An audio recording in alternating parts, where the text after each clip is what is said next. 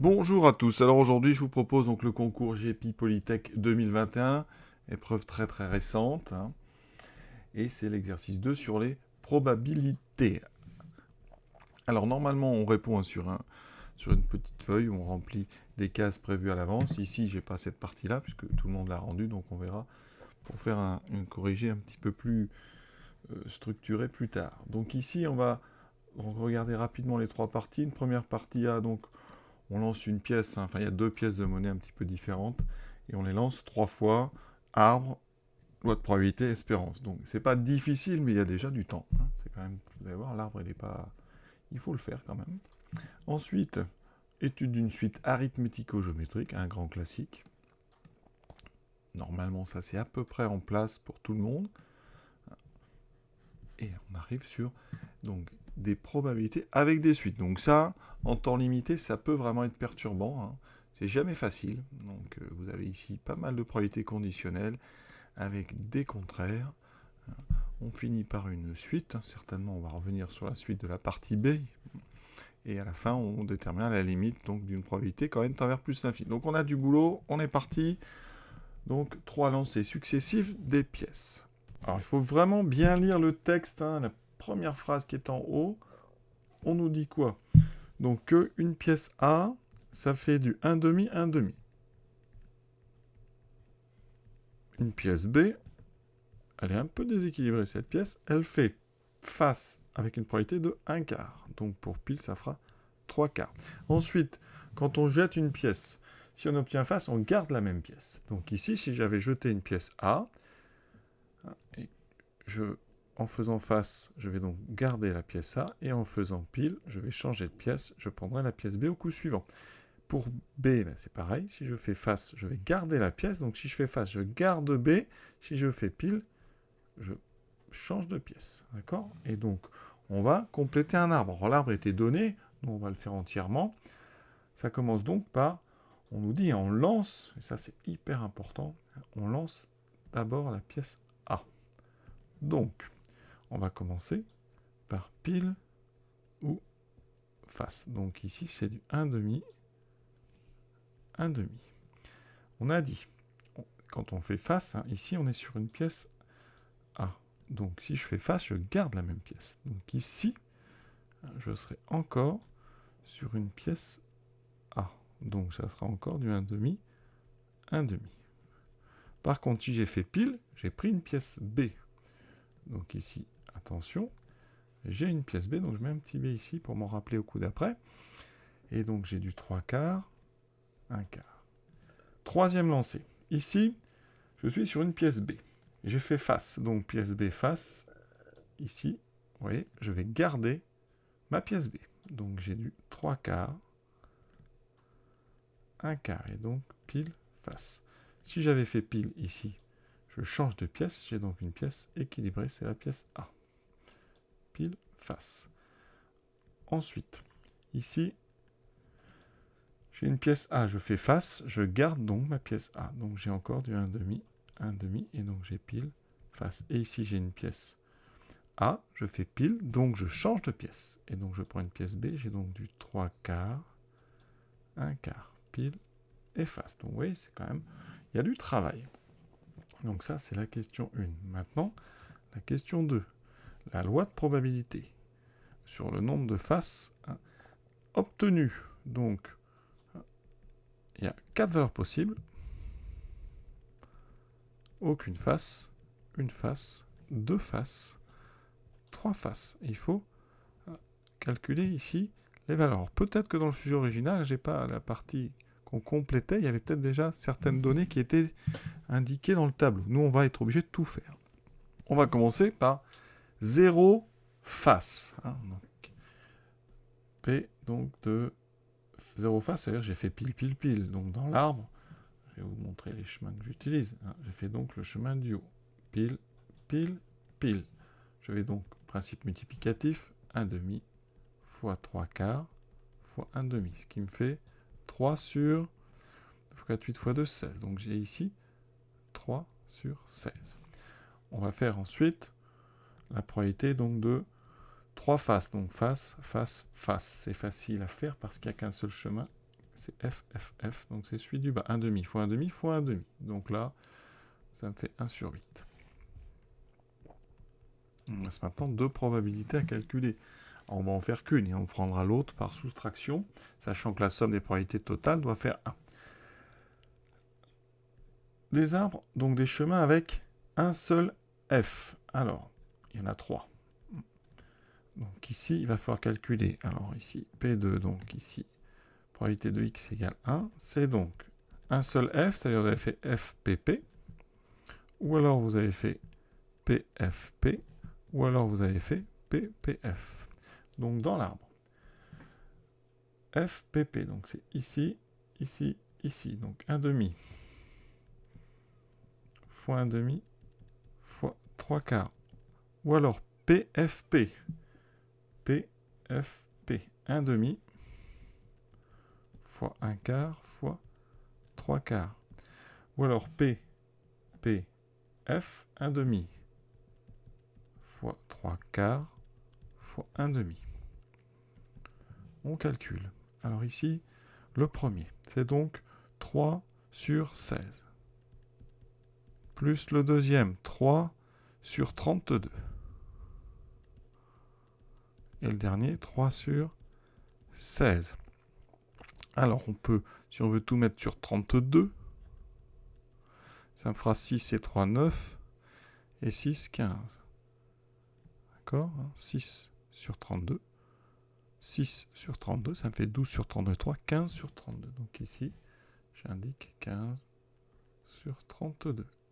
Maintenant, pour avoir P de x égale 2, on peut procéder par soustraction. On met tout sur 32.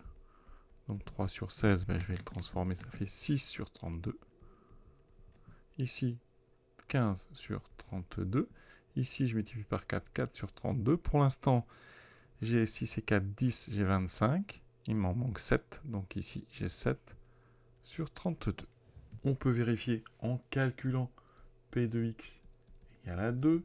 Ça veut dire que vous allez avoir 2 faces, donc c'est face, face, pile, plus la probabilité de face, pile, face, plus probabilité de donc pile, face, face. On regarde les chemins qui m'intéressent. On a donc face, face, pile, qui fait du 1 demi fois 1 demi fois 1 demi. Donc ça, c'est 1 huitième. Plus ici, face, pile, face. Face, pile, face. Ça me donne donc 1 demi fois 1 demi fois 1 quart. Donc là, j'ai 1 sur 16. Plus pile, face. Face, donc pile, face, face. Il y a quand même du travail. Ça me donne 1 demi fois 1 quart fois 1 quart. Et ça me donne 1 sur 32. On met tout sur 32. Donc le premier, je le multiplie par 4. Le deuxième par 2. Et vous voyez, 4 et 2, 6 et 1, 7. Je retrouve 7 sur 32. Donc a priori, ça a l'air d'être bon. Troisième question, le calcul de l'espérance. Alors, le mieux pour faire une espérance, c'est de tout mettre sur le même dénominateur. Donc je vais tout mettre sur 32. 6 sur 32, 15 sur 32, 7 sur 32 et 4 sur 32. Donc, l'espérance, je rappelle que c'est la somme des pays xi, donc on multiplie chaque probabilité par la valeur correspondante. J'ai donc 6 sur 32 fois 0, ça fait 0. 15 sur 32 fois 1, plus 7 sur 32 fois 2, plus 4 sur 32 fois 3. On va tout de suite mettre sur 32. On aura donc 0 ici. 1 fois 15, 2 fois 7, 14, 3 fois 4, 12. 15 et 14, 29. 29 et 12, 41 sur 32. Et la partie A est terminée. On passe à présent à la partie B, étude d'une suite. Alors c'est une suite arithmético-géométrique. Ça veut dire que sa relation de récurrence est sous la forme AUN plus B. Alors il n'y a rien à savoir a priori là-dessus, mais c'est des exercices qu'on fait très souvent, en première même et en terminale. Donc U1, U2, on utilise la relation de récurrence, on fait attention, donc on l'utilise d'abord pour n égale 0, ce qui me fera U1, égale moins 1 quart de U0 plus 3 quarts. Il ne faut pas traîner, hein, vraiment, on est sur un concours, donc tes calculs, il faut les faire vite. Ça donne ceci. Donc ça fait plus 1 quart plus 3 quarts, ça fait 1. Donc U1 vaut 1. Pour n égale 1, maintenant, je sais que U2, ça sera moins 1 quart de U1 plus 3 quarts. U1 vaut donc 1, ça me fait moins 1 quart plus 3 quarts, ce qui me fait 2 quarts, donc 1 demi. Petite remarque, on peut utiliser même le texte qui est plus loin, hein, sans le dire.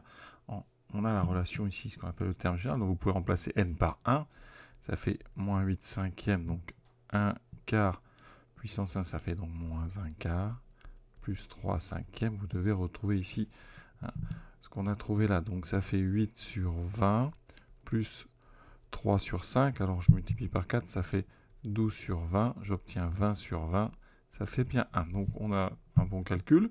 Ensuite, vous faites U, donc ça c'est U1, et maintenant U2, ben, vous remplacez donc n par 2, ça nous donnera moins 8 cinquièmes fois le carré de moins 1 quart qui fait 1 16e, plus 3 cinquièmes, donc j'ai du moins 8 sur 80. Ici, je vais multiplier donc par 16, 3 fois 16, 48 sur 80. Ça fait 40 sur 80 et c'est bien 1 demi. Donc on est bon. Ensuite, on introduit une suite qu'on appelle auxiliaire Vn. C'est Un moins 3 cinquièmes donné à valeur de V0.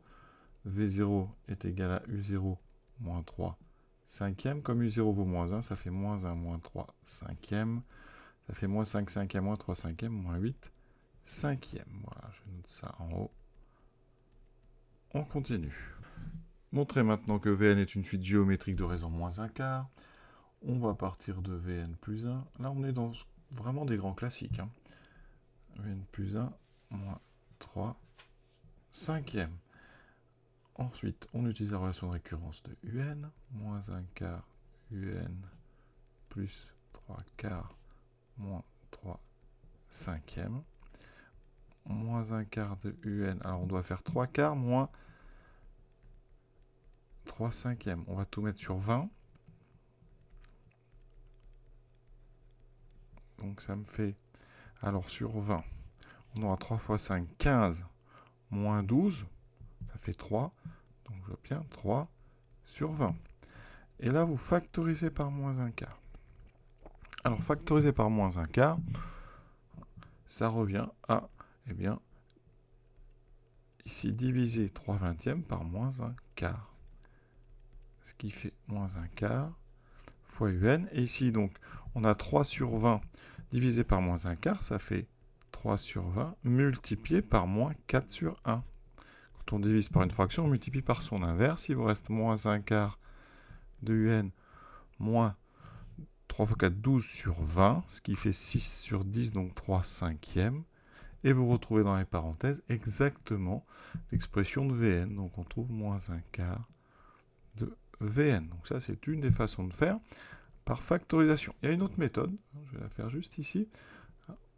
Donc là, vous pouvez sinon remplacer Un par son expression en fonction de Vn. C'est-à-dire que de la relation ici, vous en déduisez que Vn plus 3 cinquièmes est égal à Un. Et donc ici, à la place de Un, vous mettez Vn plus 3 cinquièmes. C'est vraiment des classiques. Hein.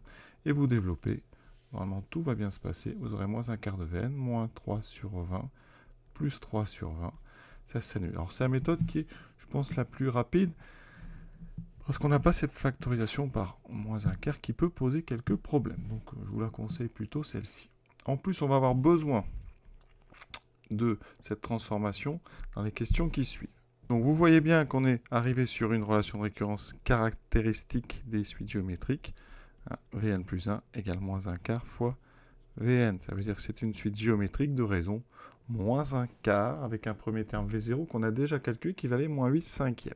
Il nous reste deux petites questions. Donc la 6, c'est le terme général de Un qu'on a utilisé tout à l'heure pour vérifier la première question.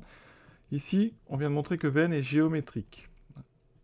Vn, la suite, donc je mets des parenthèses, elle est géométrique de raison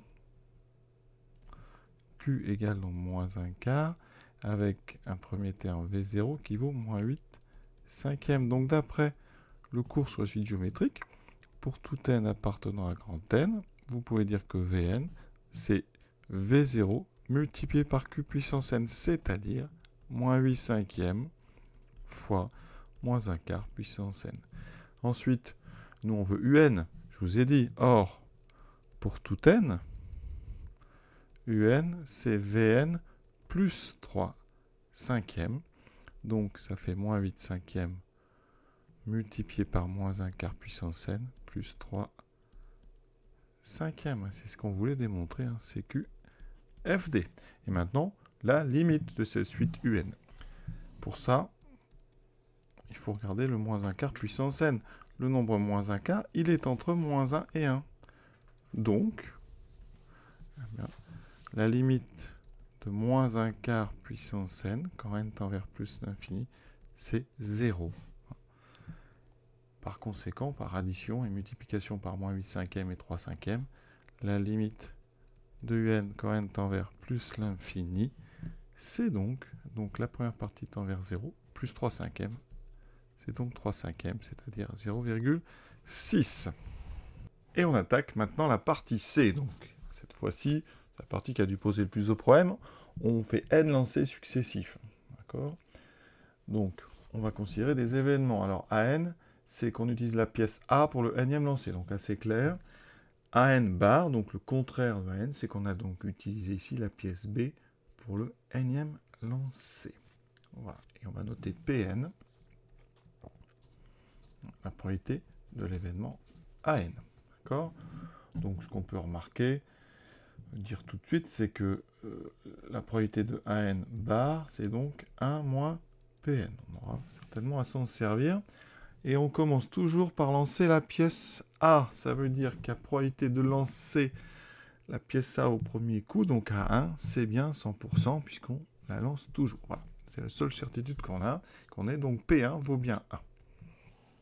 La première question, c'est des probabilités conditionnelles. P de AN plus 1 sachant AN, P de AN plus 1 sachant AN bar.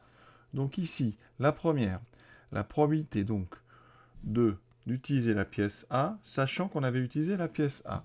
Ça veut dire que si on avait la pièce A, on était donc dans une pièce avec 1 demi, 1 demi.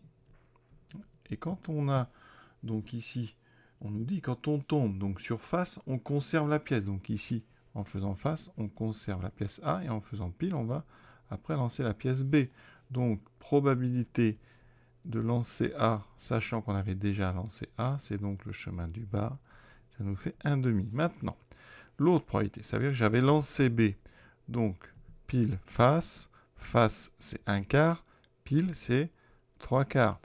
On a dit quand on fait face, on garde la même pièce, donc ici si je fais face, je garde la pièce B, si je fais pile, je prends la pièce A. Donc la probabilité de AN plus 1, sachant AN bar, c'est donc la probabilité de lancer A, c'est ce chemin du haut, c'est 3 quarts. Question suivante, expression de P de AN bar. Donc AN bar c'est le contraire de AN, c'est donc 1 moins P de AN, je l'ai déjà dit. Donc là vous faites 1 moins Pn. Ensuite, l'intersection de n plus 1 et de n. Alors nous ici on a des conditionnels. Il faut vous rappeler quand même la formule, c'est que P de A sachant B, c'est P de A inter B sur P de B. D'accord ? Donc, si vous faites un petit produit en croix, P de A inter B, c'est P de A sachant B fois P de B. Donc ici, P de AN plus 1 inter AN, c'est donc la probabilité AN plus 1 sachant AN fois P de AN. Donc c'est 1 demi fois Pn. Et de la même façon, P de AN plus 1 inter AN bar, c'est donc P de AN plus 1 sachant AN bar fois P de AN bar. Donc c'est 3 quarts fois P de AN bar qui est 1 moins Pn. Question suivante, en déduire donc Pn plus 1. Alors Pn plus 1, c'est la probabilité de AN plus 1. Et nous, n plus 1, on vient de le découper en deux. n plus 1 inter à n et n plus 1 inter à n bar. À n et à n bar, c'est une partition. Donc ça veut dire que la probabilité de n plus 1, c'est la somme des deux.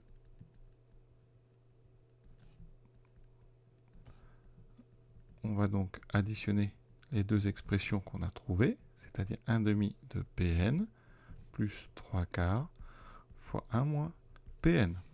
On développe 1 demi de Pn plus 3 quarts moins 3 quarts de Pn. Alors des Pn, j'en ai ici 1 demi, donc 2 quarts moins 3 quarts, moins 1 quart de Pn, plus 3 quarts. Alors là, on est très rassuré, parce que c'est ce qu'on voulait démontrer. Évidemment, c'est toujours tout ça pour n supérieur ou égal à 1, puisque la suite Pn commence à n égale 1, et P1 vaut 1.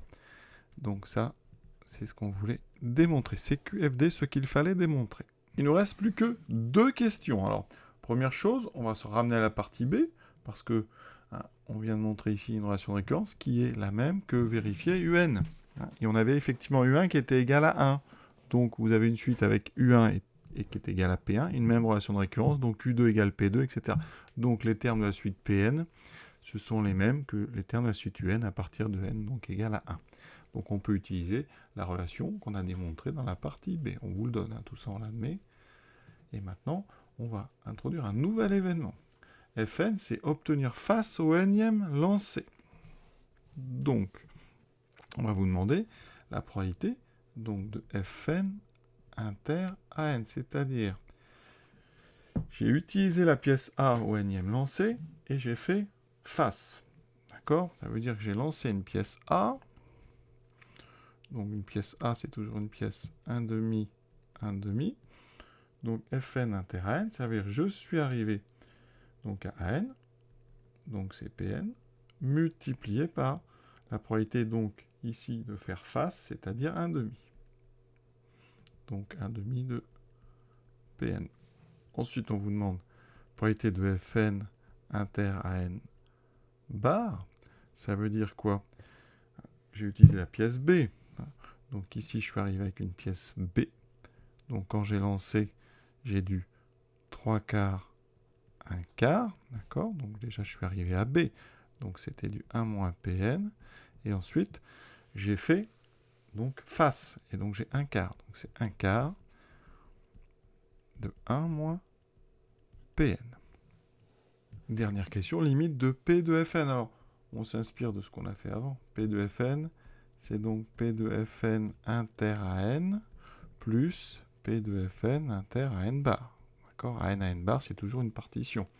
Conclusion, je fais la somme. 1 demi de Pn plus 1 quart de 1 moins Pn. On va développer et on va passer à la limite après. Donc plus 1 quart moins 1 quart de Pn. 1 demi, c'est 2 quarts. Donc il me reste 1 quart de Pn plus 1 quart. Vous vous rappelez, on a trouvé la limite tout à l'heure de notre suite UN. C'était 3/5. Donc ici, inutile de réutiliser l'expression bleue. On sait que la limite, c'est 3/5. Donc limite de la probabilité donc, de Fn, quand n tend vers plus l'infini, c'est donc 1 quart fois 3/5 plus 1 quart. Ce qui donne donc, alors ici, on met tout sur donc 20. J'obtiens 3 plus 5, j'obtiens 8 vingtièmes. 8 vingtièmes, ce qui fait 4 dixièmes, donc 2 cinquièmes, donc 0,4. Vous pouvez, si vous voulez aussi, plutôt que de passer à la limite ici, d'abord donner l'expression donc de P de Fn. Ça sera donc 1 quart de Pn. Donc 1 quart de moins 8 cinquièmes fois moins 1 quart puissance n plus 3 cinquièmes, plus le 1 quart qui est ici. Ici, on développe. On a donc moins 8 sur 20, moins 1 quart puissance n, plus 3 sur 20, plus 1 quart. 3 sur 20 plus 1 quart, ça fait donc 8 sur 20. Ça fait donc 0,4. Et cette partie, pour les mêmes raisons que dans la partie B, ce terme-là tend vers 0, parce que moins 1 quart est entre moins 1, et donc la limite, c'est cette somme-là, c'est donc 0,4. Et cet exercice est enfin terminé. Alors, évidemment, loin d'être évident en temps limité, il y a quand même de quoi être perturbé avec ces deux pièces. Donc voilà, j'espère que vous en étiez sortis. hein, mais ça reste quand même un exercice, on va dire, assez difficile, en tout cas dans un contexte limité dans le temps, avec la pression d'un examen, d'un concours. Je vous souhaite une bonne fin de journée à tous et à bientôt.